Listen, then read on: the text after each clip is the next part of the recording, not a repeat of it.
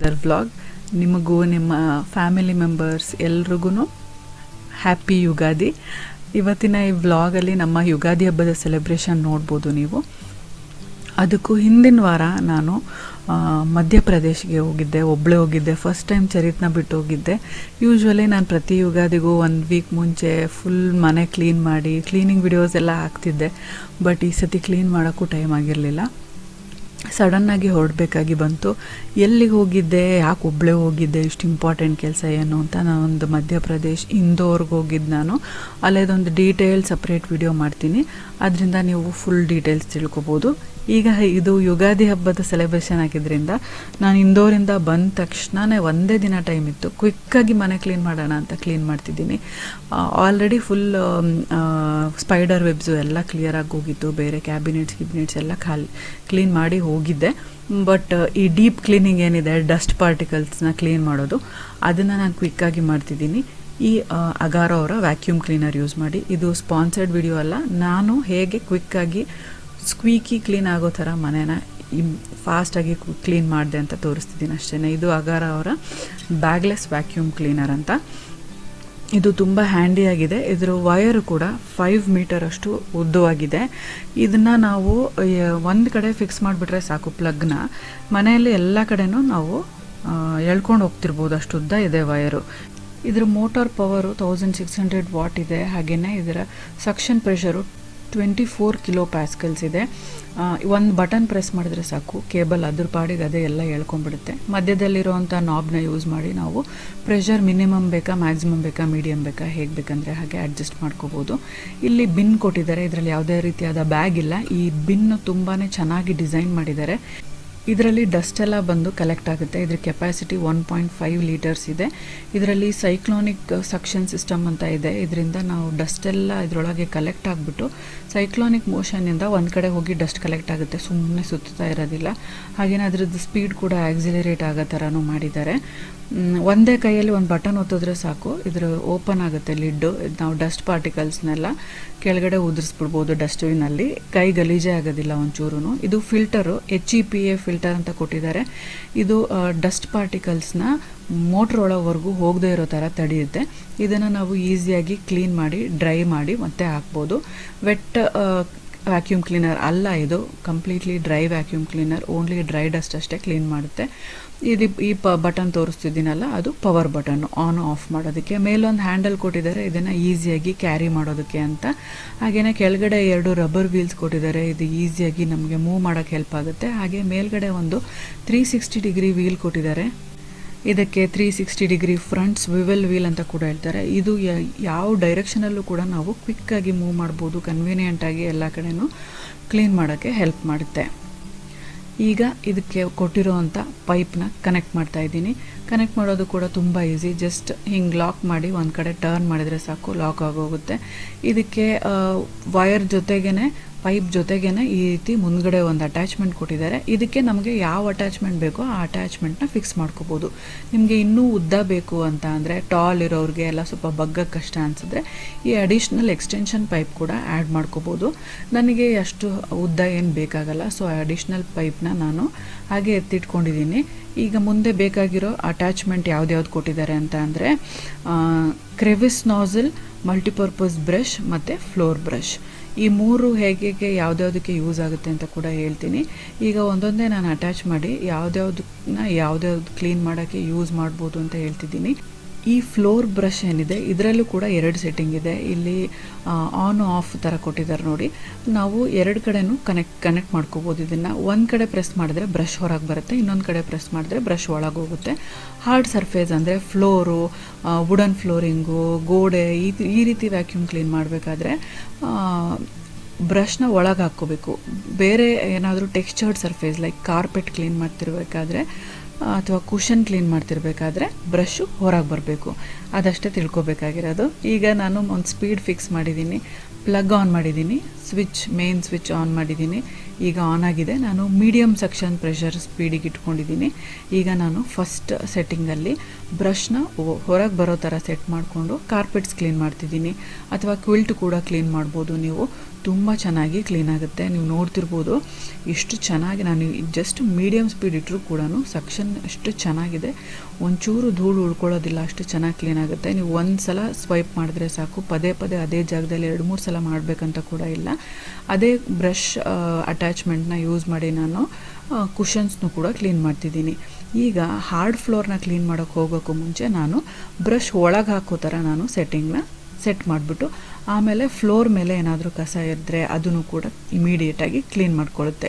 ಒಂದೊಂದು ಸಲ ನಾವು ಡಸ್ಟ್ ಮಾಡಿರ್ತೀವಿ, ಡಸ್ಟ್ ಮಾಡಿರೋ ಏರಿಯಾದಲ್ಲಿ ಮಾತ್ರ ಕಸ ಆಗಿರುತ್ತೆ, ಅದನ್ನು ಮತ್ತೆ ಧೂಳು ಹೊಡೆಯೋಕೆ ಹೋದರೆ ಎಲ್ಲ ಕಡೆ ಸ್ಪ್ರೆಡ್ ಆಗುತ್ತೆ. ಅಂಥ ಟೈಮಲ್ಲಿ ನಾವು ಈ ಫ್ಲೋರ್ ಬ್ರಷ್ನ ಯೂಸ್ ಮಾಡಿ ಎಲ್ಲನೂ ಸಕ್ ಮಾಡ್ಕೊಬಿಡ್ಬೋದು, ಒಂಚೂರು ಡಸ್ಟ್ ಆಗೋದಿಲ್ಲ. ಈಗ ನಾನು ಮಲ್ಟಿಪರ್ಪಸ್ ಬ್ರಷ್ನ ಅಟ್ಯಾಚ್ ಮಾಡಿಕೊಂಡು ಕರ್ಟನ್ಸ್ನೆಲ್ಲ ಕ್ಲೀನ್ ಮಾಡ್ತಿದ್ದೀನಿ. ಇದು ನಿಮ್ಮ ಹಳೆ ಸೂಟ್ಗಳು ಹೀಗೆ ಹ್ಯಾಂಗ್ ಮಾಡಿ ಡಸ್ಟ್ ಆಗಿದ್ದರೆ ಅದನ್ನು ಕೂಡ ಕ್ಲೀನ್ ಮಾಡೋಕ್ಕೆ ತುಂಬ ಚೆನ್ನಾಗಿ ಯೂಸ್ ಮಾಡ್ಬೋದು. ಹಾಗೆಯೇ ನೆಕ್ಸ್ಟ್ ಅಟ್ಯಾಚ್ಮೆಂಟು ಕ್ರೆವಿಸ್ ನೋಸಲ್ನ ಹಾಕ್ಬಿಟ್ಟು ನಾನು ಸೋಫಾ ಕುಷನ್ನಿನ ಸಂಧಿ ಮೂಲೆಗಳಲ್ಲೆಲ್ಲ ಹಾಕ್ಬಿಟ್ಟು ಎಲ್ಲ ಡಸ್ಟನ್ನು ಅಬ್ಸಾರ್ಬ್ ಮಾಡ್ಕೊಳ್ಳೋ ಥರ ಕ್ಲೀನ್ ಮಾಡ್ತಿದ್ದೀನಿ. ಇದೇ ಸೇಮ್ ನೋಸಲ್ನ ಡ್ರಾವರ್ಸು, ಕಿಚನ್ ಕ್ಯಾಬಿನೆಟ್ಸು ಇದನ್ನು ಕ್ಲೀನ್ ಮಾಡೋಕ್ಕೆ, ಮೂಲೆಗಳಲ್ಲೆಲ್ಲ ಡಸ್ಟ್ ಅಕ್ಯುಮುಲೇಟ್ ಆಗಿರುತ್ತಲ್ಲ, ಸ್ಲೈಡಿಂಗ್ ವಿಂಡೋಸು ಅದರಲ್ಲೆಲ್ಲ ಈ ಚೂಪ್ ಇದೆ ಇದು, ಸೊ ಎಲ್ಲ ಕಡೆ ಮೂಲೆಯಲ್ಲಿ ಹೋಗಿ ಕ್ಲೀನ್ ಮಾಡ್ಕೊಳ್ಳುತ್ತೆ. ತುಂಬ ಚೆನ್ನಾಗಿ ಕ್ಲೀನ್ ಆಗುತ್ತೆ. ನಾನಂತೂ ಇದನ್ನು ತುಂಬ ಚೆನ್ನಾಗಿ ಯೂಸ್ ಮಾಡ್ಕೋತಿದ್ದೀನಿ. ನಿಮಗೂ ಹೆಲ್ಪ್ ಆಗ್ಬೋದು ಅಂತ ಹೇಳಿದ್ದೀನಿ. ಬೇಕಾಗಿರೋ ಎಲ್ಲ ಲಿಂಕ್ಸ್ನು ಡಿಸ್ಕ್ರಿಪ್ಷನ್ ಬಾಕ್ಸಲ್ಲಿ ಹಾಕಿರ್ತೀನಿ. ಇದ್ರ ಜೊತೆಗೆ 1 ಇಯರ್ ವಾರಂಟಿ ಕೂಡ ಸಿಗುತ್ತೆ ನಿಮಗೆ. ನೋಡಿ ನಾನು ಇಷ್ಟು ಕ್ಲೀನ್ ಮಾಡೋ ಅಷ್ಟರಲ್ಲಿ ಡಸ್ಟ್ ಎಷ್ಟು ಕಲೆಕ್ಟ್ ಆಗಿದೆ ಅಂತ. ಇದನ್ನು ಈಸಿಯಾಗಿ ಕ್ಲೀನ್ ಕೂಡ ಮಾಡ್ಬೋದು. ಜಸ್ಟ್ ಡಸ್ಟ್ನೆಲ್ಲ ನೀವು ಡಸ್ಟ್ಬಿನಲ್ಲಿ ಹಾಕಿ ಹಾಗೆ ಕೂಡ ಇಡ್ಬೋದು, ಅಥವಾ ನೀವು ಇನ್ನೂ ವಾಶ್ ಮಾಡಬೇಕಂದ್ರೆ ವಾಟರ್ ವಾಶ್ ಮಾಡಿ ಡ್ರೈ ಮಾಡಿ ವಾಪಸ್ ಅದಕ್ಕೆ ಫಿಕ್ಸ್ ಮಾಡ್ಬೋದು. ಈಗ ನಾವು ನೆಕ್ಸ್ಟ್ ಡೇ ಯುಗಾದಿ ಹಬ್ಬಕ್ಕೆ ಆಬ್ವಿಯಸ್ಲಿ ಅತ್ತೆ ಮಾವ ಜೊತೆ ಸೆಲೆಬ್ರೇಟ್ ಮಾಡಬೇಕು ಅಂತ ಶಿವಮೊಗ್ಗಕ್ಕೆ ಬಂದಿದ್ದೀವಿ. ಎಷ್ಟು ಹಬ್ಬಗಳು ನಮಗೆ ಮಿಸ್ ಆಗಿದೆ ತಮಿಳ್ನಾಡಲ್ಲಿದ್ದಾಗ. ಸೊ ಇಲ್ಲಿ ಬಂದಮೇಲಂತೂ ನಾವು ಒಂದು ಹಬ್ಬನೂ ಮಿಸ್ ಮಾಡೋದಿಲ್ಲ. ಎಲ್ಲರೂ ಸೇರಿ ತುಂಬ ಖುಷಿಯಾಗಿ ಸೆಲೆಬ್ರೇಟ್ ಮಾಡ್ತೀವಿ. ಬೆಳಗಿನ ಜಾವನೇ ಅತ್ತೆ ತೋರಣ ಎಲ್ಲ ರೆಡಿ ಮಾಡಿಟ್ಟಿದ್ದಾರೆ. ನಾನು ಬ್ರೇಕ್ಫಾಸ್ಟ್ ಪ್ರಿಪೇರ್ ಮಾಡೋಕ್ಕೆ ಅಂತ ಬಂದಿದ್ದೀನಿ. ಶಾವಿಗೆ ಉಪ್ಪಿಟ್ಟು ಮಾಡೋಣ ಅಂತ ಅಂದ್ಕೊಂಡಿದ್ದೀವಿ. ಈ ಶಾವಿಗೆ ಪ್ಯಾಕೆಟ್ ಮೇಲೇ ಇನ್ಸ್ಟ್ರಕ್ಷನ್ಸ್ ಬರೆದಿದ್ದಾರೆ. ಕೆಲವೊಂದು ಶಾವಿಗೆಗೆ ತುಂಬ ಕಡಿಮೆ ಟೈಮ್ ಬಿಸಿ ನೀರಲ್ಲಿ ನೆನೆಸ್ಬೇಕಾಗುತ್ತೆ, ಕೆಲವೊಂದಕ್ಕೆ ಜಾಸ್ತಿ. ಸೊ ಇನ್ಸ್ಟ್ರಕ್ಷನ್ಸ್ ನೋಡಿಕೊಂಡೇ ಫಾಲೋ ಮಾಡೋದು ಬೆಟರು. ಇಲ್ಲಿ ಅತ್ತೆ ಪೂಜೆ ಸಾಮಾನೆಲ್ಲ ಕ್ಲೀನ್ ಮಾಡಿ ರೆಡಿ ಮಾಡ್ಕೋತಿದ್ದಾರೆ. ಕಡಲೆಕಾಳು ಕೂಡ ನೆನೆಸಿಟ್ಟಿದ್ದಾರೆ ಪಲ್ಯ ಮಾಡೋದಕ್ಕೆ. ನಾನು ಎಲ್ಲ ಇನ್ಸ್ಟ್ರಕ್ಷನ್ಸ್ ನೋಡ್ಕೊಂಡಿದ್ದೀನಿ. ಇನ್ನೇನೀಗ ಬ್ರೇಕ್ಫಾಸ್ಟ್ ಪ್ರಿಪ್ರೇಷನ್ ಸ್ಟಾರ್ಟ್ ಮಾಡ್ತಿದ್ದೀನಿ. ಬೆಳಗ್ಗೆ ಟೈಮ್ ಆ್ಯಸ್ ಯೂಶ್ವಲ್ ಅತ್ತೆ ಯಾವಾಗಲೂ ರೇಡಿಯೋ ಹಾಕಿರ್ತಾರೆ, ರೇಡಿಯೋ ಕೇಳ್ಕೊಂಡು ಕೆಲಸ ಮಾಡ್ತಾ ಇದ್ದೀವಿ. ಇವತ್ತಿನ ಹಬ್ಬದ ಮೆನು ಒಬ್ಬಟ್ಟಿನ ಸಾರು, ಕಾಳು ಪಲ್ಯ ಮತ್ತು ಚಿತ್ರಾನ್ನ, ಮೊಸರನ್ನ, ಪಕೋಡ. ಇಷ್ಟು ಸಿಂಪಲ್ ಆಗಿರಲಿ ಅಂತ ಪ್ಲ್ಯಾನ್ ಮಾಡ್ಕೊಂಡಿದ್ದೀವಿ. ಮೂರು ಐಟಮ್ ಡಿವೈಡ್ ಮಾಡ್ಕೊಂಡಿದ್ದೀವಿ. ಅತ್ತೆ ಪಲ್ಯ, ಹೋಳಿಗೆ ಸಾರು ಮಾಡ್ತಿದ್ದಾರೆ. ನಾನು ಚಿತ್ರಾನ್ನ, ಮೊಸರನ್ನ, ಪಕೋಡ ಮಾಡಬೇಕು ಅಂತ ಅಂದ್ಕೊಂಡಿದ್ದೀನಿ. ಅತ್ತೆ ಹೋಳಿಗೆಗೆ ಕಣಕ ರೆಡಿ ಮಾಡ್ತಿದ್ದಾರೆ. ಈ ಕಡೆ ಬಿಸಿ ನೀರು ಕಾಯಿಸೋಕ್ಕಿಟ್ಟಿದ್ದಾರೆ. ಬೇಳೆ ಕೂಡ ರೆಡಿ ಮಾಡಿ ಇಟ್ಟಿದ್ದಾರೆ. 1 kg ಬೇಳೆ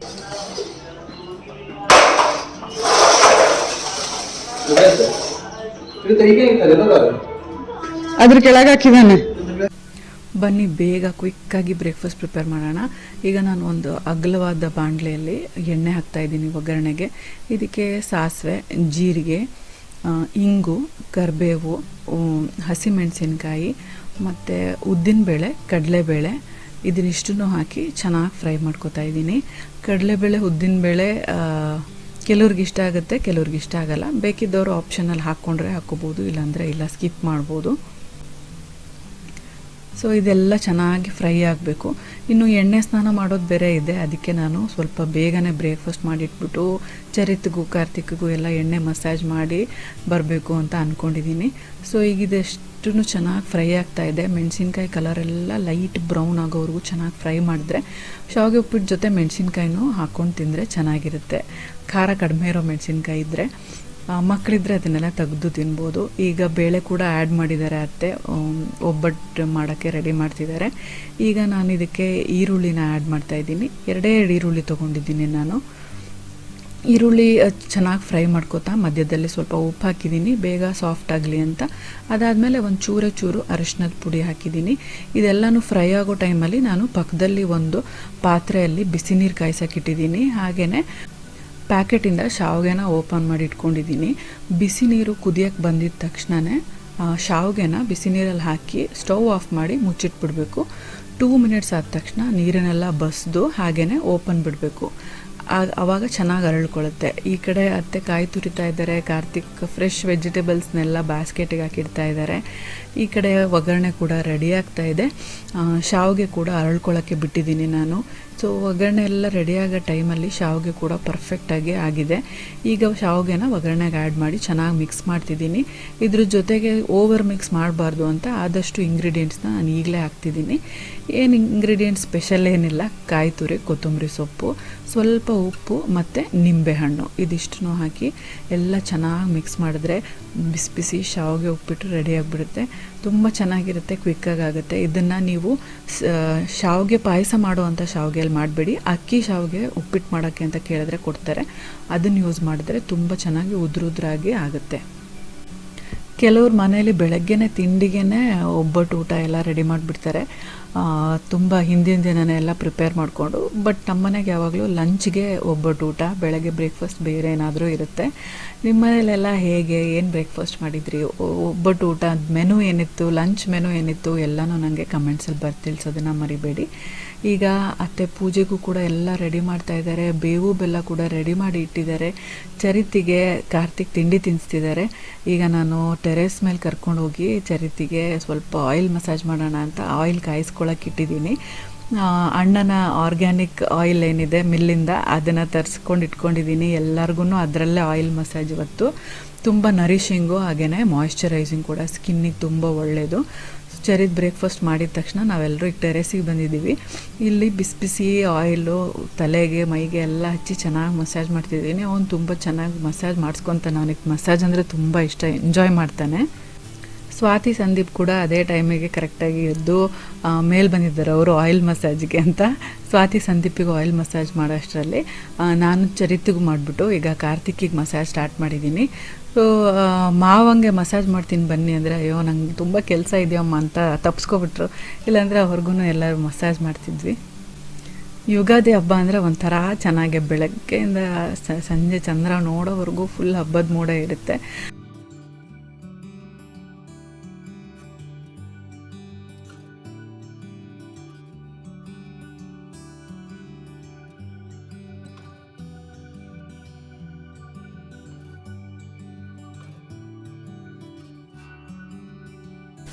ಸೊ ಎಲ್ರದ್ದು ಮಸಾಜ್ ಆಗಿ ಸ್ನಾನ ಆಗಿ ಬರೋ ಅಷ್ಟರಲ್ಲಿ ಅತ್ತೆ ಆಲ್ರೆಡಿ ಬೇಳೆಗೆ ಬೆಲ್ಲ ಎಲ್ಲ ಹಾಕಿದ್ದಾರೆ. ಒಬ್ಬಟ್ಟಿನ ಸಾರು ಕೂಡ ರೆಡಿ ಮಾಡಿಬಿಟ್ಟಿದ್ದಾರೆ. ಈ ಕಡೆ ಪಲ್ಯಕ್ಕೆ ಆಲ್ರೆಡಿ ರೆಡಿ ಮಾಡ್ತಿದ್ದಾರೆ. ಎಲ್ಲ ತರಕಾರಿ ಹಾಕಿ ಕುಕ್ಕರಲ್ಲಿ ಹಾಕ್ತಾ ಇದ್ದಾರೆ, ಕಟ್ ಮಾಡಿ ಹಾಕ್ತಿದ್ದಾರೆ.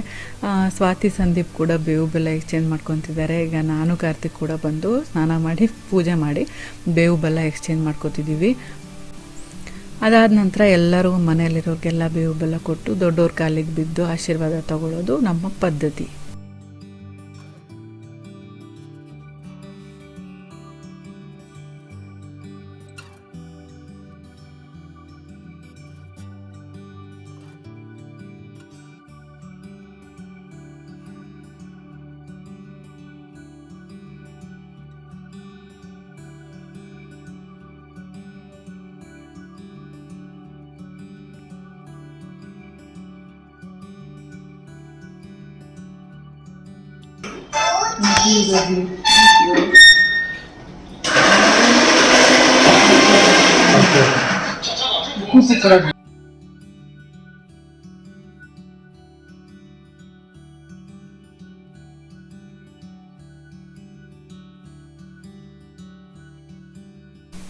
ಚರಿತಿಗೆ ಮಲಗಿಸ್ಬಿಟ್ಟು ಬಂದಿದ್ದೀನಿ. ಚಿತ್ರಾನ್ನ ಮೊಸರನ್ನ ಸ್ಟಾರ್ಟ್ ಮಾಡೋಣ ಅಂತ.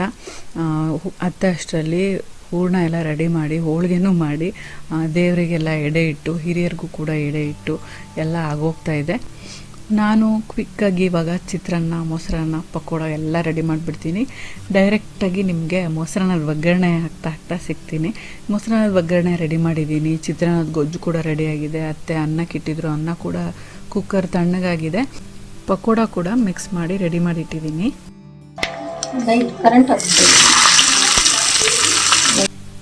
ಚಿತ್ರಾನ್ನದ ಗೊಜ್ಜು ರೆಸಿಪಿ ಆಲ್ಮೋಸ್ಟ್ ಸೇಮ್. ಬೆಳಗ್ಗೆ ನಾನು ಶಾವಿಗೆ ಉಪ್ಪಿಟ್ಟಿಗೆ ಏನು ಮಾಡಿದೆ ಅದೇ ಸೇಮು. ಎಕ್ಸ್ಟ್ರಾ ಏನಂದರೆ ಶೇಂಗಾ ಬೀಜ ಒಂದು ಎಕ್ಸ್ಟ್ರಾ ಅಷ್ಟೇ.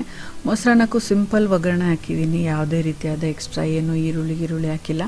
ಒಣಮೆಣಸಿನ್ಕಾಯಿ, ಕರಿಬೇವು, ಸಾಸಿವೆ, ಜೀರಿಗೆ, ಉದ್ದಿನಬೇಳೆ, ಕಡಲೆಬೇಳೆ, ಇಂಗು, ಇದಿಷ್ಟು ಒಗ್ಗರಣೆ ಹಾಕಿದ್ದೀನಿ. ಈಗ ಅತ್ತೆ ಹೋಳಿಗೆ ಹೇಗೆ ಮಾಡ್ತಿದ್ದಾರೆ, ಎಷ್ಟು ಈಸಿಯಾಗಿ ಮಾಡ್ತಾರೆ, ಎಷ್ಟು ಚೆನ್ನಾಗಿ ಬರುತ್ತೆ, ಒಂಚೂರು ಕಿತ್ತೋಗ್ದಂಗೆ. ನೋಡೋಕ್ಕೆ ಎಷ್ಟು ಖುಷಿ. ನಾನು ಟ್ರೈ ಮಾಡೋಕ್ಕೆ ಹೋದರೆ ಏನಾದರೂ ಒಂದು ಎಡವಟ್ಟಾಗಿ ಹೋಗುತ್ತೆ. ಅಷ್ಟು ತೆಳ್ಳಗೆ ಪೇಪರ್ ಥರ ಮಾಡ್ತಾರೆ ಅತ್ತೆ, ತುಂಬ ಟೇಸ್ಟಿಯಾಗಿರುತ್ತೆ. ಸ್ವೀಟ್ ಕೂಡ ಜಾಸ್ತಿ ಇರೋದಿಲ್ಲ, ಮೀಡಿಯಮ್ ಸ್ವೀಟು, ತುಂಬ ಚೆನ್ನಾಗಿರುತ್ತೆ. ಈಗ ನಾನು ಈ ಕಡೆ ಪಕೋಡ ಕೂಡ ಹಾಕ್ತಾಯಿದ್ದೀನಿ, ರೆಡಿ ಆಗ್ತಾಯಿದೆ. ನಾನು ಇದುವರೆಗೂ ಒಂದೇ ಸಲ ಕಾಯಿ ಹೋಳಿಗೆ, ಒಂದೇ ಸಲ ಬೇಳೆ ಹೋಳಿಗೆ ಟ್ರೈ ಮಾಡಿದ್ದೀನಿ. ಪರವಾಗಿಲ್ಲ, ತಿನ್ನೋ ಹಂಗೆ ಬಂದಿದೆ. ಬಟ್ ಅತ್ತೆ ಅಷ್ಟು ಎಕ್ಸ್ಪರ್ಟ್ ಲೆವೆಲ್ಗೆ ಮಾಡೋಕ್ಕೆ ಬರೋದಿಲ್ಲ. ನಿಮಗೆ ಇಷ್ಟು ಈಸಿಯಾಗಿ, ಎಷ್ಟು ಪರ್ಫೆಕ್ಟಾಗಿ ಒಬ್ಬಟ್ಟು ಮಾಡೋಕ್ಕೆ ಗೊತ್ತಿಲ್ಲ ಅಂತಂದರೆ, ಈ ವಿಡಿಯೋ ಕೆಳಗೆ ಏನಾದರೂ 100 ಮೆಂಬರ್ಸ್ಗಿಂತ ಜಾಸ್ತಿ ಜನ ರೆಸಿಪಿ ಹೇಳ್ಕೊಡಿ, ತೋರಿಸ್ಕೊಡಿ ಅಂತ ಏನಾದರೂ ಹೇಳಿದ್ರೆ, ನಾನು ಅತ್ತೆ ಹತ್ರ ಹೇಳಿ ಇನ್ನೊಂದು ಸಲ ಮಾಡಿಸಿ ರೆಸಿಪಿ, ಡೀಟೇಲ್ ರೆಸಿಪಿ ಎಲ್ಲ ಮೆಷರ್ಮೆಂಟ್ ಸಮೇತ ಹೇಳ್ಕೊಡಿಸಿ ನಿಮಗೆ ತೋರಿಸ್ತೀನಿ, ಒಂದು ವಿಡಿಯೋ ಮಾಡಿ ಹಾಕ್ತೀನಿ. ದಪ್ಪ ಹೋಳಿಗೆ ಹೂರಣ ಎಲ್ಲ ಜಾಸ್ತಿ ಹಾಕಿ ಮಾಡಿರ್ತಾರಲ್ಲ, ಅದಷ್ಟು ಟೇಸ್ಟ್ ಅನಿಸಲ್ಲ. ಒಂದು ತಿನ್ನೋಷ್ಟೊತ್ತಿಗೆ ಹೊಟ್ಟೆ ತುಂಬೋಗುತ್ತೆ. ಬಟ್ ಇದು 2-3 ತಿಂದ್ರೂ ಹೊಟ್ಟೆ ತುಂಬ್ದಂಗೆ ಅನಿಸಲ್ಲ.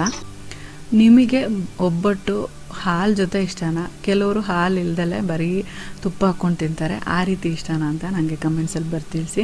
ಈ ಕಡೆ ಪಕೋಡ ತುಂಬ ಕ್ರಿಸ್ಪಿಯಾಗಿ ಆಗ್ತಾಯಿದೆ. ಒಂದೇ 2 ಟೇಬಲ್ ಸ್ಪೂನ್ ಅಷ್ಟು ಅಕ್ಕಿ ಹಿಟ್ಟು ಹಾಕಿದ್ದೆ ನಾನು.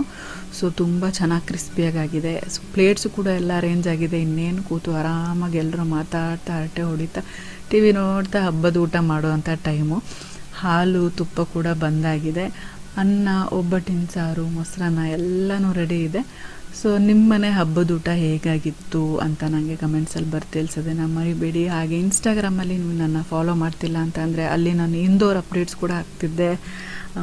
ಅವರಿಗೆಲ್ಲ ಗೊತ್ತಿರುತ್ತೆ ನಾನು ಇಂದೋರ್ಗೆ ಹೋಗಿ ಬಂದಿದ್ದು.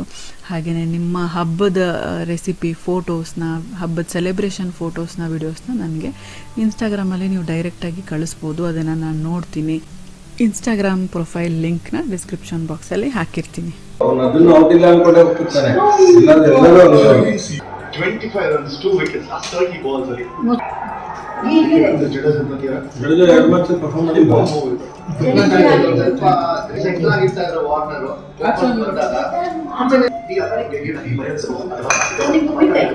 ಸಂಜೆ ಚಂದ್ರ ನೋಡೋಕ್ಕೆ ಅಂತ ಟೆರೆಸ್ಗೆ ಹೋಗಿದ್ವಿ. 6:30 7 10 ಚಂದ್ರ ಕಾಣಿಸ್ಲಿಲ್ಲ. ಮೋಸ್ಟ್ ಪ್ರಾಬಬ್ಲಿ ಕಾಣಿಸಲ್ವೇನೋ, ಮೋಡ ತುಂಬ ಇದೆ ಅಂದ್ಕೊಂಡೇ ಇದ್ವಿ. ಬಟ್ ಸ್ಟಿಲ್ ಕಾಣಿಸ್ಬಿಟ್ರೆ, ಮಿಸ್ ಆಗಿಬಿಟ್ರೆ ಅಂತ ತುಂಬ ಹೊತ್ತು ವೆಯ್ಟ್ ಮಾಡಿದ್ವಿ, ಕಾಣಿಸ್ಲಿಲ್ಲ. ಸೊ ಅವತ್ತಿನ ದಿನವೇ ನೈಟು ನಾವು ಡಿನ್ನರ್ ಮಾಡಿಕೊಂಡು ವಾಪಸ್ ತರೀಕೆರೆಗೆ ಬಂದ್ವಿ. ನೆಕ್ಸ್ಟ್ ಡೇ ಸಂಜೆ ಇಲ್ಲಿ ನಮ್ಮ ಮನೆ, ತರೀಕೆರೆ ಮನೆ ಟೆರೆಸ್ ಮೇಲೆ ಹೋಗಿ ಚಂದ್ರ ನೋಡಿದ್ವಿ.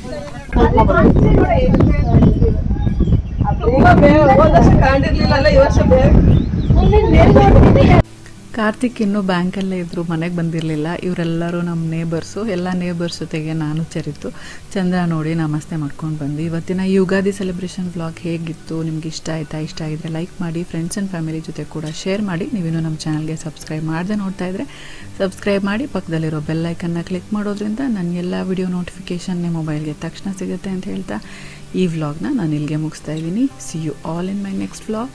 ಟಿಲ್ ದೆನ್ ಟೇಕ್ ಕೇರ್, ಬಾಯ್.